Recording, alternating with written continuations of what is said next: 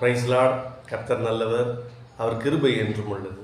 இந்த பாடலை பாடி கர்த்தருடைய நாமத்தை உயர்த்துவோமா?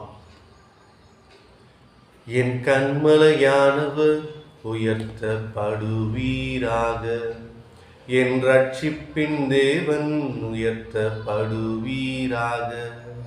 என் கண்மலையானவர் உயர்த்தப்படுவீராக, என் ரட்சிப்பின் தேவன் உயர்த்தப்படுவீராக.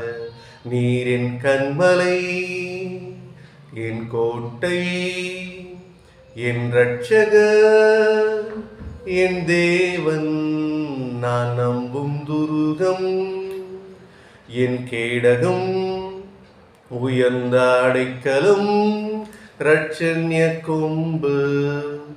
நீர் என் கண்மலை, என் கோட்டை, என் ரட்சகர், என் தேவன், நான் நம்பும் துருகம், என் கேடகம், உயர்ந்த அடைக்கலம், இரட்சண்ய கொம்பு.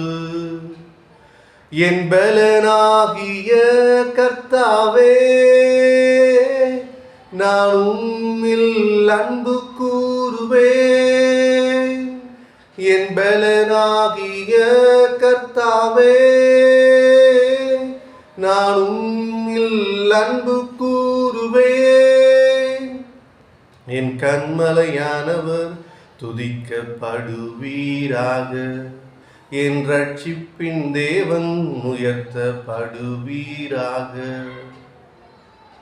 கர்த்தரை நாம் எக்காலத்திலும் ஸ்தோத்திரிப்போம். அவருடைய துதி எப்பொழுதும் நம்முடைய வாயில் இருப்பதற்காக கர்த்தரை நன்றியோடு துதிக்கிறோம்.